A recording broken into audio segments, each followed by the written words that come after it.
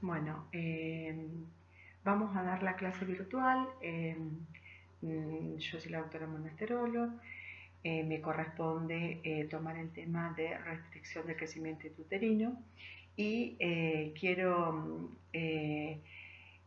recalcarles que en este resumen que les voy a dar en el PowerPoint es importante que puedan tomar, si quieren, primero los consensos de restricción del crecimiento de la Federación Argentina de FASCO, que está en la web, como también el consenso actualizado que hicimos el año pasado, en el 2019, de restricción del crecimiento, adaptándolo a nuestra población acá en Santa Fe por ASOGIFE. También les voy a aportar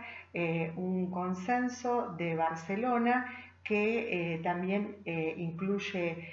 como un resumen de todo lo que estamos hablando y nos va a permitir clasificarlo actualmente en lo que es antes de las 34 semanas y después de las 34 semanas, que es el cambio más importante que tuvo el manejo de restricción del crecimiento. Bueno, vamos a comenzar entonces el seminario de la actualización de la restricción de crecimiento. Pero cuando doy este seminario en la universidad, siempre les pido que se tomen unos segundos para observar esta fotografía, esta imagen de este recién nacido y poder reflexionar qué nos genera esa imagen y poder asociar esta con la temática que vamos a nosotros ahora a desarrollar. El paradigma más importante del cambio que se dio en el consenso de restricción del crecimiento, que antes se hablaba de retardo del crecimiento, y estamos hablando ahora de una restricción. Algo existe que nos impide desarrollarnos. Entonces, una de las definiciones importantes que podemos tomar y que no ha cambiado es poder decir que esa restricción es una falla en poder alcanzar el potencial genético que cada uno de nosotros tiene para su crecimiento individual. Bueno, las definiciones de restricción del crecimiento. Ha cambiado todo. Antes hablábamos de que el RCIU o la restricción era un simétrico o asimétrico. Bueno, la implementación de uno de los métodos más importantes de salud fetal, del Doppler, nos ha permitido cambiar esta clasificación y utilizar estas herramientas para poder evaluar qué fetos están sufriendo, y para eso tomamos determinadas herramientas del Doppler. Y clasificamos a la restricción del crecimiento, la podemos definir como un peso por debajo del percentilo 10 o un parámetro ecográfico como es el perímetro abdominal por debajo del percentilo 10. Pero ese feto debería tener, en cuanto al Doppler, un índice cerebroumbilical menor al percentilo 5, un Doppler de las arterias uterinas por encima, un IP, el índice de pulsatilidad 95, o un peso menor o igual al percentilo 3. Fíjense que en la utilización del Doppler es lo que impacta realmente en poder clasificar a las restricciones del crecimiento y también evaluar los riesgos que tienen los fetos, en qué momento están dentro de su panza con mayor o menor riesgo intrauterino. Que es importante definir aquellos que van a ser pequeños constitucionalmente, es decir, que impresionan que tienen una probable restricción del crecimiento, pero son fetos absolutamente sanos y están creciendo con un peso por debajo del percentilo 10 o un perímetro abdominal por debajo del percentilo 10, pero son constitucionalmente sanos. Para ello, el Doppler nos permite determinar que el índice cerebro-umbilical va a estar siempre en una relación normal. El Doppler de las uterinas va a estar normal y sí, el peso va a estar por debajo del percentilo esperado, que de acuerdo a las tablas puede ser percentilo 3 o percentilo 5. Pero hablo de las tablas porque obviamente que las tablas no son las mismas de la gente que está en Europa, de lo mismo que estamos aquí en Latinoamérica, pero lo más importante es tener en cuenta que son fetos pequeños pero constitucionalmente sanos.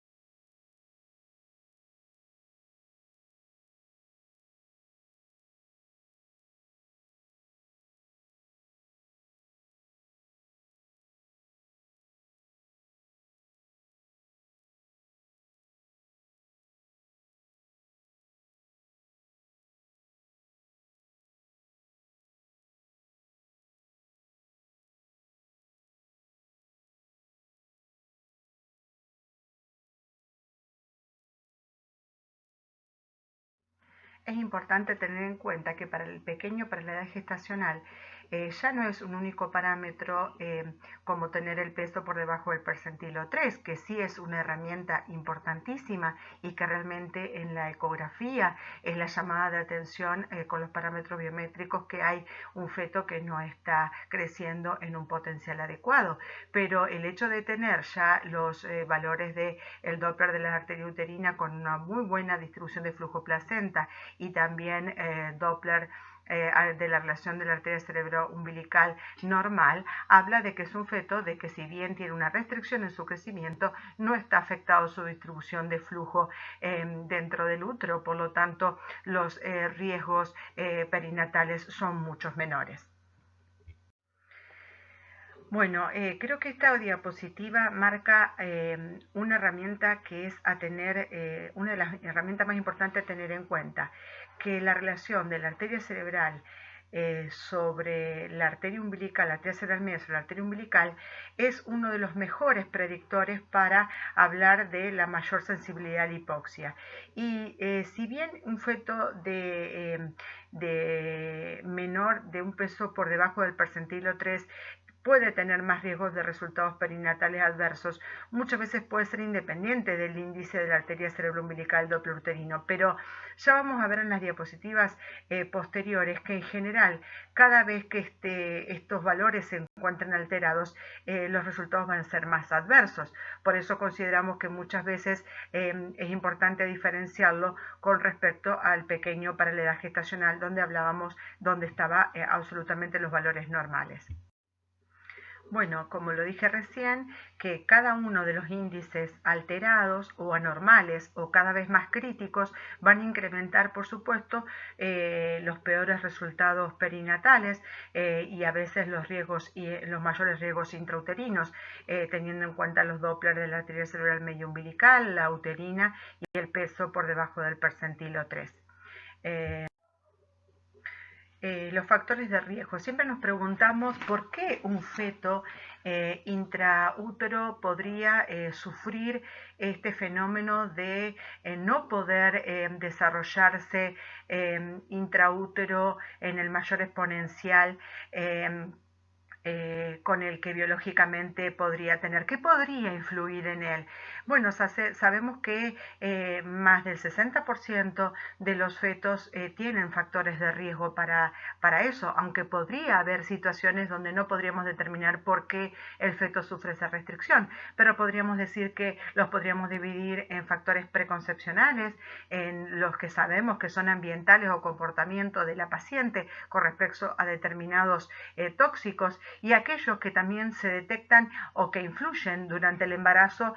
donde aumentan los mayores riesgos, las complicaciones, como es la diabetes complicada, con vasculopatía, la hipertensión, etcétera, que ahora vamos a desarrollar. Los preconcepcionales son muy importantes dentro del interrogatorio de la historia clínica de la paciente. Fíjense que el bajo nivel socioeconómico y educacional de la mujer es uno de los factores que siempre está puesto dentro de la línea de ese carnet perinatal que siempre estamos preguntando, como la edad de la paciente, como edades extremas, las mayores de 40 años o las menores de 15 o 16 años, el antecedente de un pequeño para la edad gestacional o de la restricción de un crecimiento anterior o como antecedente de embarazos anteriores, la baja talla, pacientes con malnutrición y fundamentalmente pacientes que tengan enfermedades crónicas, sobre todo con trastorno vascular, que influyan en la distribución de flujo, como la hipertensión arterial, la nefropatía, las diabetes con vasculopatías, hemoglobinopatías, etcétera. Bueno, sabemos que los factores durante el embarazo son uno de los que nos preocupa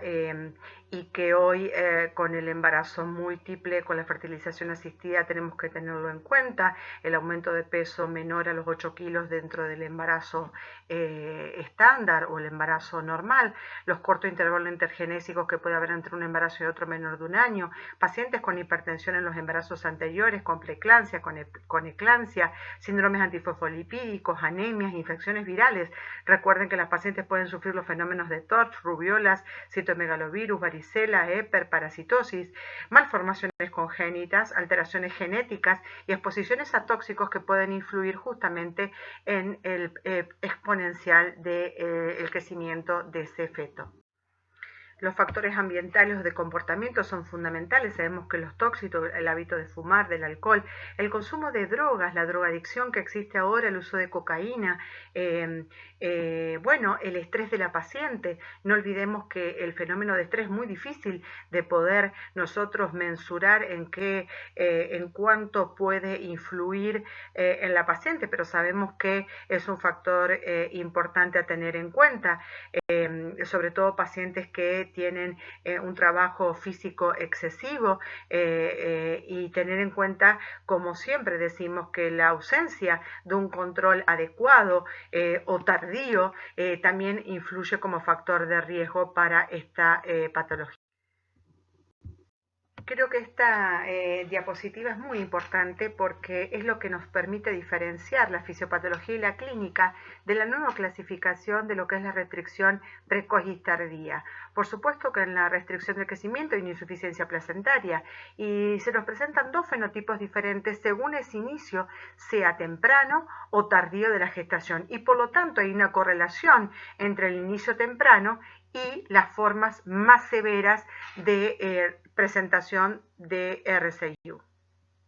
Bueno, la diferencia entre lo precoz y tardío tiene que ver justamente, fíjense, el precoz, la menor incidencia, la menor prevalencia, la mayor mortalidad y el problema del manejo. Por supuesto que la enfermedad tiene que ver con una enfermedad placentaria severa, con un Doppler de la umbilical anormal y mayor asociación a preeclampsia, con un manejo de la hipoxia que influye a nivel cardiovascular sistémico, hace que hablemos de fetos inmaduros y una tolerancia mayor a la hipoxia. Todo lo contrario, lo que pasa en la restricción tardía y por supuesto que el manejo es diagnóstico. La enfermedad placentaria es más leve con un Doppler de la umbilical más normal, menor asociación a la preeclampsia y fetos que tienen baja tolerancia a esa hipoxia porque tienen menor historia del impacto que tiene y por supuesto con la menor mortalidad. Bueno, recién estuvimos justamente definiendo que el porcentaje de mayor frecuencia, por suerte, es el RCU de tardío, de presentación tardía. Y bueno, pero ¿cuál es el punto de corte para el correcto diagnóstico de esta patología? Podríamos decir entre 32 y 34 semanas. Nosotros como sociedad científica seguimos, cuando adoptamos el consenso de Fasgo, optamos por las 34 semanas. Bueno, screening. ¿Cómo podemos hacer el screening de posibles pacientes que podrían estar asociadas con mayor riesgo de restricción? Bueno, sabemos que la evaluación del Doppler, mediante el Doppler de las arterias uterinas, demostró ser un método bastante adecuado para el tamizaje de pacientes con mayor riesgo de desarrollar preeclampsia, RCU y otras patologías asociadas. Fíjense el valor alto del valor predictivo negativo que puede llegar a un 99%. Y en las mujeres con factores de riesgo, nosotros podríamos aplicar como herramienta el Doppler de esas arterias uterinas entre la semana 19 y 23, permitiéndonos determinar pacientes que podrían llegar a tener mayor riesgo de desarrollar hipertensión arterial, por ejemplo, preeclampsia. Y eso llevaría a la restricción del crecimiento intrauterino.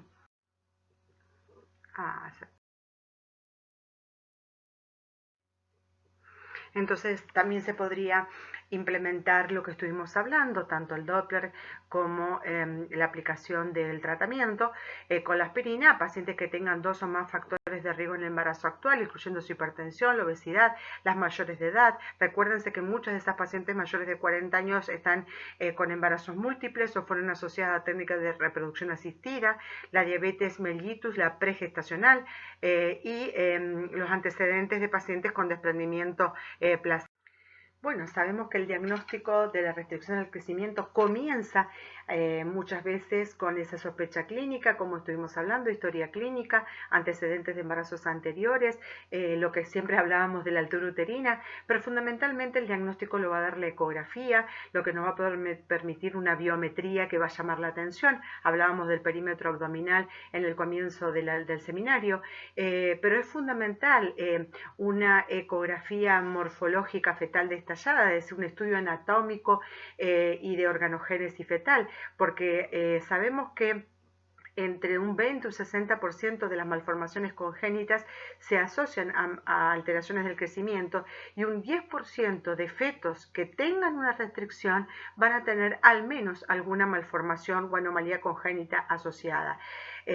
Bueno, el grado placentario, su ubicación, si esa puede estar comprometiendo también el líquido amniótico, el índice de líquido amniótico, marcadores de cromosomopatías, acuérdense que el ductus venoso es uno de ellos, el hueso nasal presente, si es menor de entre 10, entre la semana 11 y 14, su translucencia nucal, como marcadores de aneuploidías cromosómicas, y obviamente que la ecocardiografía y la neurosonografía, si hay una restricción de crecimiento en fetos de menores de 28 semanas, son herramientas fundamentales para diagnóstico. Bueno, la utilización de una naucentesis para obtener el diagnóstico de un cariotipo, bueno, se recomienda en caso de restricción, pero solo el 2% de los casos con restricción del crecimiento sin anomalías estructurales se va a asociar a alteraciones del cariotipo. Por lo tanto, hoy no es la herramienta fundamental para un diagnóstico que realmente le va a dar una utilidad en cuanto a la restricción del crecimiento. Bueno, las infecciones por TOD se pueden realizar independientemente de serologías maternas en los casos que esté indicada una amniocentesis por cariotipo, pero si la paciente ya presentaba un estudio invasivo y estaba normal el cariotipo, se pueden realizar serologías maternas para detección de la seroconversión reciente de una TORCH, por supuesto, siempre con el consenso de la pareja en cuanto a los riesgos y beneficios de las pruebas positivas que pudieran dar actuales. Bueno, nosotros considerábamos antes que la ecografía era el antes y el después del diagnóstico de restricción, pero con el advenimiento del Doppler hoy consideramos que la primera herramienta de diagnóstico es el Doppler y a su vez nos va a permitir clasificar a los fetos con sospecha de restricción del crecimiento intrauterino. Es un buen método de diagnóstico, pero también de monitorización de esos fetos con la restricción del crecimiento de origen placentario, porque nos va a permitir ver su salud fetal y su distribución a través de la distribución de los flujos que más adelante vamos a comenzar a desarrollar. Bueno, la disfunción placentaria, como estuvimos viendo, va empeorando y por lo tanto comienza a responder con una resistencia aumentada de la arteria umbilical y ella va empeorando y por lo tanto la transferencia de los correctos nutrientes y de los aportes de oxígeno también va influyendo en menos, empeora. ¿Y cómo responde el feto? Con un mecanismo compensatorio hace una redistribución hemodinámica fetal de manera de que él pueda preservar sus órganos vitales, sus funciones vitales, siempre está conservando la distribución de flujo hacia el cerebro,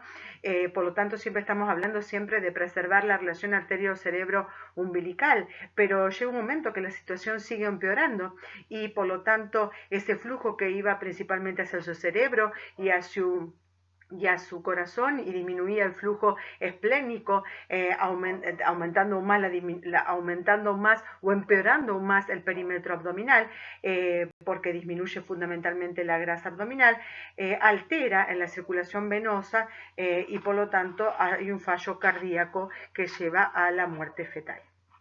Bueno, la resistencia placentaria se evalúa fundamentalmente a través del Doppler de la arteria umbilical. ¿Y cuándo se va a poder observar, se va a poder plasmar en el Doppler? Cuando a nivel placentario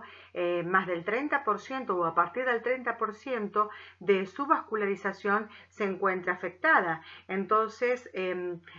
cuando la diástole es reversa, es decir, cuando ya hay un compromiso importante o de mal pronóstico, eso va a aparecer cuando cuando esté afectado entre el 60 y el 70% de la placenta, por lo tanto eso es más tardío. Si es normal, en general se asocia a fetos de bajo riesgo para complicaciones perinatales y neurológicas, y más allá de las 34 semanas el Doppler de la arteria uterina en general pierde su sensibilidad para detectar un mal resultado, porque sabemos que debería afectar más del 60% de la placenta o el 70% para dar un Doppler ominoso. Fíjense cómo es la onda de la arteria umbilical en su sístole y diástole. Tiene una buena sístole y una diástole que es normal, pero cuando aumenta la resistencia, esa diástole se va acortando y por lo tanto, es lo que permite el diagnóstico diferencial del pequeño para la edad gestacional. En la tercera foto se visualiza un flujo diastólico que ya es ausente, y fíjense en la última cuando esa sístole y diástole se ha perdido y por lo tanto el flujo diastólico ya es reverso, ha bajado de la línea, ha bajado el flujo de la línea de base. Fíjense que dijimos que un 30%, repito, para que se manifieste en el Doppler la vascularización placentaria debería estar afectada, y para que exista finalmente un flujo diastólico reverso que sería un diagnóstico ominoso, ya debería haber un compromiso placentario vascular de un 60 o un 70%, por eso decíamos que era tardío en los fetos de más de 34 semanas, como herramienta de diagnóstico y de evaluación fetal. Pasemos a la arteria cerebral media. Es fundamental, ya que esta permite identificar y predecir los resultados de los RCIU, predecir los resultados de los RCIU tardíos, ya que sabemos que la arteria umbilical va a estar normal y por lo tanto en los RCIU tardíos no nos va a permitir evaluar a estos fetos. Sigue siendo la arteria cerebral media la más importante en predecir los resultados que van a tener probablemente estos fetos, y la presencia de la vasodilatación y que vaya aumentando el flujo diastólico va reflejando la presencia de un estado de compensación hemodinámica en respuesta a la hipoxia que está sufriendo ese feto. Bueno, fíjense en esta figura bien de la arteria cerebral media. En el polígono de Willis se lleva a cabo la evaluación del Doppler con Doppler color y la valoración de la resistencia. Son con un flujo de sístole y diástole de una arteria cerebral media que tiene elevada resistencia, siempre está preservando el flujo cerebral. Y en la figura número 15 ya se aprecia una forma de onda velocidad de flujo de arteria cerebral media con elevada cantidad de flujo diastólico, generando ya un patrón de baja resistencia. Fíjense que antes la diástole era diferente con respecto a esta diástole más amplia, como decimos, lo que genera justamente un patrón de baja resistencia en vasos que generalmente manejan alta resistencia, preservando siempre ese flujo a nivel cerebral. Fíjense que cuando se empieza a alterar esa relación entre el índice cerebroplacentario de la arteria cerebral media, porque va aumentando aún más la resistencia de la arteria umbilical y disminuye la resistencia de la arteria cerebral media, esos índices alterados son signos precoz del efecto de la distribución hemodinámica que el feto comenzó a instalar para preservar justamente su estado dentro del útero. Bueno, una vez que nosotros tenemos un feto que comienza a tener complicaciones intrauterinas y tiene un riesgo de perinatológico por inmadurez pulmonar, por supuesto, y por prematurez, nosotros vamos a ir tomando otras herramientas del Doppler, como es el istmo aórtico, y tener en cuenta que la evaluación de ese istmo aórtico tiene fuerte, su mal pronóstico o alteración del flujo, tiene una fuerte asociación con los resultados adversos perinatales y neurológicos del feto. Por lo tanto, el flujo reverso está indicando un deterioro avanzado de un feto que está sufriendo y que va a preceder a las alteraciones del ductus venoso una semana. Por lo tanto, nosotros estos elementos que vamos teniendo es importante para poder ir viendo qué herramientas vamos utilizando a medida que ya los flujos comenzaron a alterarse. Bueno, recién nombramos el ductus venoso. Recordemos que el ductus venoso con un feto ya en desarrollo, se considera que es una pequeña venita que va a unir el seno portal con la vena cava inferior y siempre debe tener un flujo anterógrado con onda A. Positiva. Cuando eso desaparece, esa onda A, nos está hablando de que hay un daño y hay una alteración, ese ductus venoso está alterado y se correlaciona con que el feto ya está manejando acidosis metabólica, que tiene ya daño neurológico y muerte fetal inminente. Por lo tanto, es una de las herramientas del Doppler más ominosa cuando está alterada. Eso indica obviamente la finalización del embarazo porque el feto deberíamos, digamos, evitar que el ductus venoso, encontrar un ductus venoso absolutamente alterado, porque estaríamos sacando, cuando interrumpimos un embarazo por esta situación, un feto con mayor daño neurológico y con posibilidad ya de muerte también al nacer. Fíjense que en la figura permite determinar el ductus venoso con esa contractilidad auricular, la sístole, la diástole, S, D y A, donde está expresando justamente la máxima velocidad que corresponde a la sístole del ventrículo, un segundo pico que corresponde a la diástole precoz o un llenado pasivo del ventrículo y la menor velocidad que se refleja durante la contracción auricular. Eso es una onda trifásica que la llamamos nosotros como un Doppler de ductus venoso normal. La figura 21 y 22, la figura 21 determina una ausencia auricular y la 22 directamente, una ausencia de la contracción auricular y la 22 un flujo reverso de la contracción auricular. Fundamentalmente esa es la de un ductus absolutamente ominoso, un ductus venoso ominoso, como nombramos anteriormente con los riesgos que describimos. Bueno, fíjense que esta tabla es un resumen de la restricción del crecimiento y la monitorización en un RCIU precoz. Hablábamos de la patología placentaria y que ese incremento de la patología comprometía la vascularización, por lo tanto la arteria umbilical comienza a aumentar el percentilo, la arteria uterina, la arteria umbilical también aumenta sus percentilos y después comienza a disminuir la arteria cerebral media. Por lo tanto, a medida que se va instalando la hipoxia centralizada, eso nos permite ir viendo el mayor riesgo que tiene el feto. Hasta ahí seguíamos utilizando las tres herramientas, la ecografía, la arteria uterina, la arteria umbilical y la arteria cerebral media. Pero a medida que va avanzando la hipoxia, comienza la acidosis, hay complicaciones en el compromiso cardíaco. Por lo tanto, el hecho de utilizar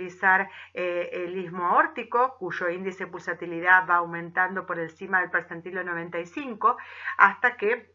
nosotros tengamos un ductus venoso alterado o con un índice por encima del 95. Deberíamos siempre tratar de evitar justamente llegar a eso, pero bueno, son las herramientas que tenemos para permitir que el feto siga o lograr la maduración a veces fetal. Fíjense que hasta que avanza esa hipoxia, nosotros tenemos un diagnóstico que más o menos lo podemos ir manejando dentro de las semanas de gestación, pero a medida que ya avanza el pronóstico solo nos permite más o menos tener una semana de tranquilidad y ya cuando, más de que de tranquilidad de seguimiento, y ya cuando el istmo aórtico se va superando, dijimos que antecedía al ductus alterado, por lo tanto es una herramienta importante el istmo aórtico para nosotros como de pronóstico fetal. Y fíjense que solo el ductus reverso ya nos está hablando de la injuria, del daño que podría tener la muerte fetal. Y fíjense que cuando nosotros tenemos las desaceleraciones tardías, ya estamos hablando de un daño severo. Por lo tanto, la utilización de esas herramientas de perfiles biofísicos no son herramientas que nos den tranquilidad y de seguimiento y diagnóstico. Vayamos al resumen del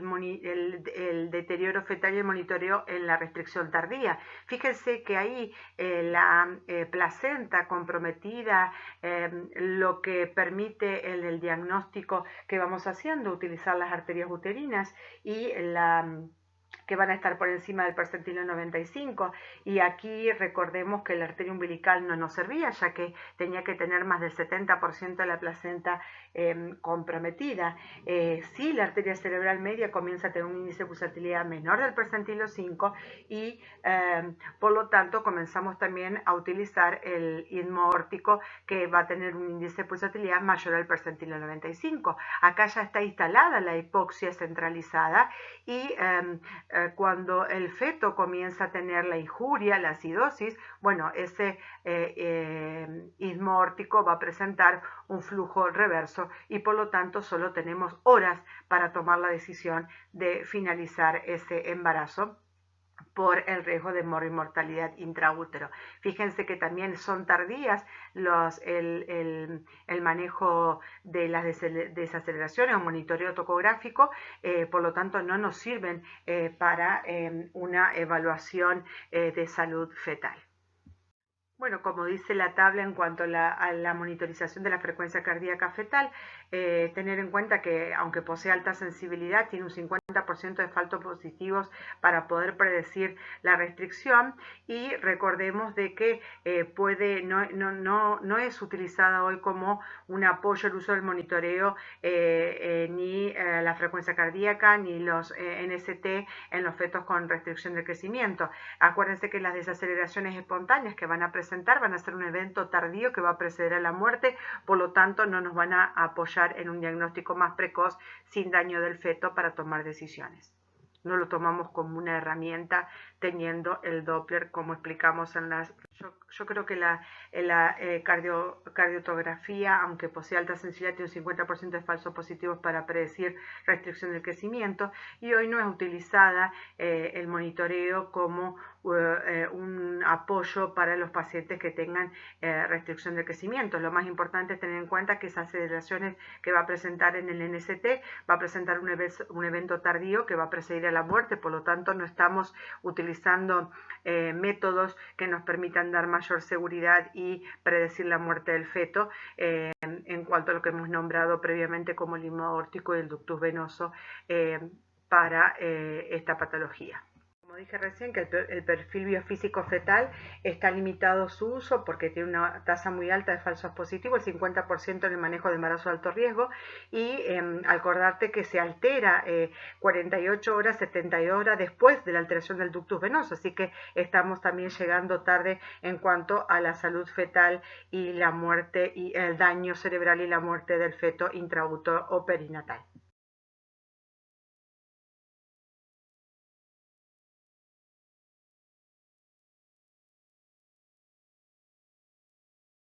Bueno, en cuanto al manejo clínico, el manejo basado en la etapa de cada restricción. Vamos a ver que en el primer paso, que nosotros nombramos varias veces, era distinguir la restricción de un peso, de un feto pequeño para la edad gestacional. Por lo tanto, decíamos que estaba por debajo del percentilo 10, su circunferencia abdominal o su peso, y el índice de pulsatilidad de la arteria uterina, de la arteria umbilical y de la relación entre el cerebro umbilical se encontraba normal. El pequeño para la edad gestacional presenta un seguimiento que nos puede determinar una ecografía de crecimiento cada 15 días, como lo hacemos habitualmente, un Doppler a nivel semanal, finalizar el feto entre las 38 y 39 semanas con su máxima madurez, y en general el tipo de parto dependerá, por supuesto, de la condición obstétrica de la paciente, pero no hay una indicación específica de que necesite una cesárea. ¿Qué pasa cuando nos encontramos con un diagnóstico de restricción del crecimiento y el Doppler nos determina que la arteria umbilical está por encima de su P95, su índice de pulsatilidad, la arteria cerebral está por debajo, su índice de pulsatilidad del percentilo 5, la arteria uterina por encima del percentilo 95 o el peso por debajo del percentilo 3? Siempre la biometría se evalúa cada 15 días y junto con el líquido amniótico. El Doppler será semanal, pero una vez que cumplimos las 34 semanas o que luego de las 34 semanas, ese Doppler deberá requerir ser más frecuente para un diagnóstico, no para diagnóstico, sino para determinar el riesgo que tiene ese feto de sufrimiento y daño cerebral a través de un Doppler cada 72 horas. Si todo está bien, se va haciendo el seguimiento con biometría y Doppler hasta la semana 37 y se finalizará de acuerdo a la condición obstétrica de cada paciente. Bueno, ¿qué pasa cuando yo tengo una restricción y encuentro una arteria umbilical ya adiastólica y acompañado o no de un índice de pulsatilidad de la arteria cerebral media por debajo del percentilo 5? Bueno, esa relación siempre se va a encontrar alterada, pero esa umbilical adiastólica me está indicando ya un seguimiento diferente. Por lo tanto, el Doppler va a tener que ser un requerido cada 48 horas o cada 72 horas, pero no menos de eso. No más de eso. El seguimiento, como decimos, de crecimiento requiere 15 días para evaluar el crecimiento del feto y fundamentalmente la finalización va a ser mucho más precoz. El feto no va a soportar más tiempo dentro del útero y por lo tanto la finalización va a estar entre las 32 y 34 semanas con la maduración correspondiente y ya sí requerirá una finalización por cesárea. Son fetos con mayor sufrimiento y requieren mayor controles perinatológicos al nacer. Estuvimos viendo que una de las herramientas que teníamos era el istmo aórtico como evaluación de salud fetal dentro del Doppler. Y cuando tengamos un istmo aórtico reverso en diástole, más allá de la biometría fetal, nosotros tenemos que seguir evaluando diariamente al feto con Doppler y logrando llegar hasta las 32 semanas y una vez completada la maduración correspondiente, la neuroprotección, se debe interrumpir el embarazo ya que tenemos un istmo aórtico reverso y dijimos que antecedía una semana a lo que podía provocar el ductus alterado y por lo tanto el daño cerebral. La indicación es justamente madurar y finalizar a las 32 semanas.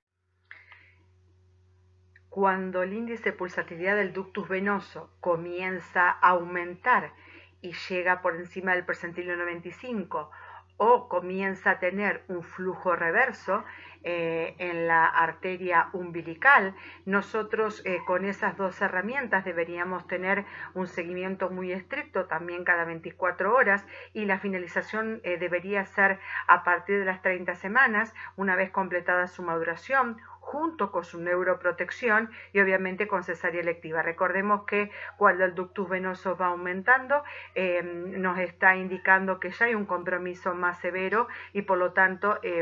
podría comenzar con daño cerebral y el hecho de tener un ductus venoso por encima de un percentilo 95 y ya un flujo reverso de la arteria umbilical significa que ya más del 70-80% de la vascularización placentaria está comprometida. Este feto está sumamente comprometido intraútero, lo que permite tomar decisiones con mayor prematurez.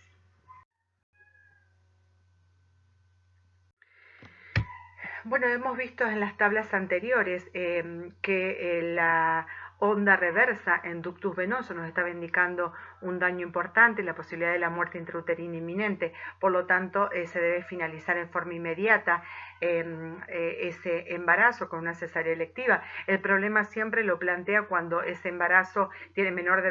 26 semanas y se decidirá justamente multidisciplinariamente y también con la decisión de los padres junto con los obstetras y los neonatólogos en una eventual conducta que podría también ser expectante debido a la elevada mortalidad que va a tener extrauterino.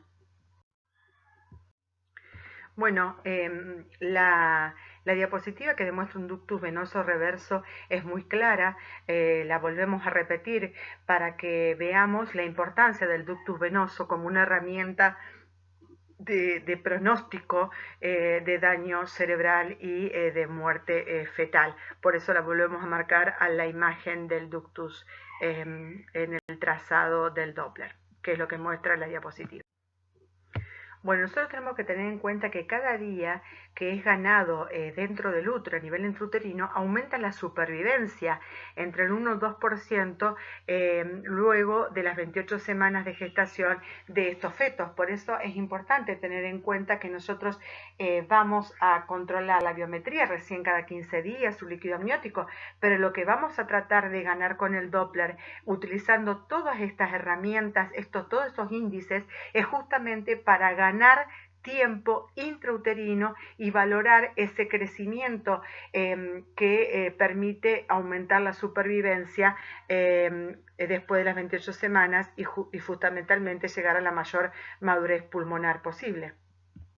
Bueno, recordemos que el feto, que decíamos que era con un percentilo abdominal por debajo del percentilo 10, entonces nosotros, o un peso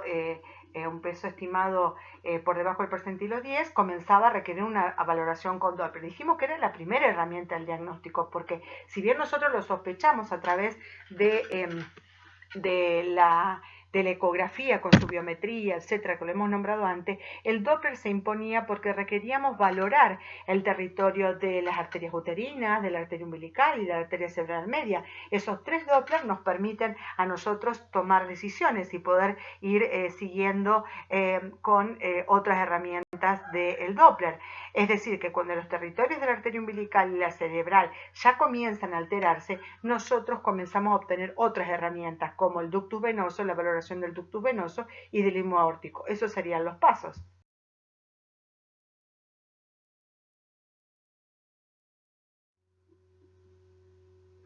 Bueno, como les dije al comienzo del seminario, la evaluación de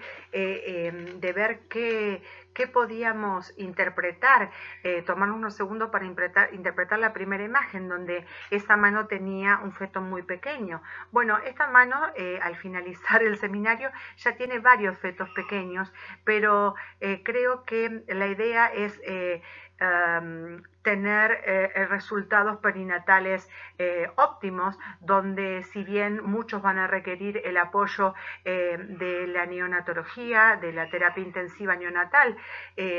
puedan tener preservados sus cerebros intactos, sin daños, y el desarrollo postnatal les permitirá lograr el exponencial que no lo lograron intrauterino. Por lo tanto, creo que interpretar la imagen de lo que es la restricción del crecimiento de ese pequeño es muy importante, porque el pronóstico y el futuro de cada ser humano depende, como siempre los obstetras insistimos, de lo que vivimos intraútero, de lo que pudimos incorporar en el crecimiento intrauterino. Es decir, que el flujo sanguíneo, los aportes, el oxígeno, esa distribución de flujo es lo que nos permite lograr preservar las funciones vitales. Y bueno, nosotros los obstetras tomamos hoy el Doppler como una herramienta fundamental y los pasos a seguir para tomar las conductas y evitar justamente las mayores complicaciones, que es la muerte intrauterina o el daño cerebral. Bueno, esto es todas las,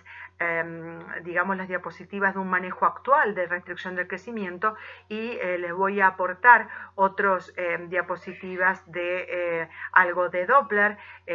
como para que puedan tener otras herramientas. Muchas gracias por el tiempo y por escucharme. Un beso a todos.